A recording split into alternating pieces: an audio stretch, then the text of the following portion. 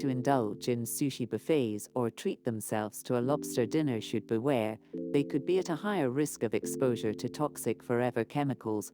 While the chemicals are more commonly linked to factories, plastic, and even tap water, a new study has warned seafood is also a major source of the cancer-causing toxins.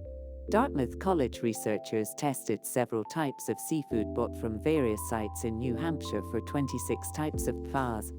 Sampling showed that bottom feeders like shrimp and lobster contained the highest levels. Megan Romano, co-author of the Dartmouth study, urged people to consider the risks and benefits when eating seafood in future. Our recommendation isn't to not eat seafood. Seafood is a great source of lean protein and omega fatty acids, she said. But it also is a potentially underestimated source of PFAS exposure in humans.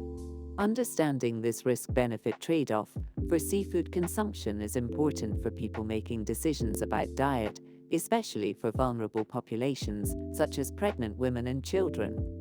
PFAS are microscopic substances that take thousands of years to break down in the environment and human body, earning them the name forever chemicals. They are found in textiles, firefighting foam, non-stick cookware, clothing and food packaging, and seep into the water supply, soil and air. Because PFAS are nearly everywhere in the environment, the researchers said it was difficult to know where in the marine food chain the chemicals enter the fish.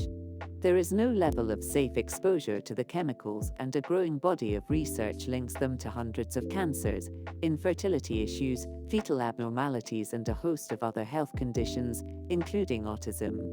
For the study, researchers tested samples of cod, haddock, lobster, salmon, scallop, shrimp, and tuna. They then asked more than 1,800 New Hampshire residents what type of fish they ate and how often. The survey revealed people living in the state consume seafood at a rate higher than the national average, meaning they could be exposing themselves to PFAS and the health complications associated with the chemicals. Exposure. Despite the concerning findings, first author Catherine Crawford said people who eat a more typical, balanced diet should be able to enjoy the health benefits that come from moderate amounts of seafood without a heightened risk of PFAS exposure. Researchers also said their findings stress the need for more stringent public health guidelines that establish an amount of seafood that is safe to consume in order to limit PFAS exposure. The study was published in the journal Exposure and Health.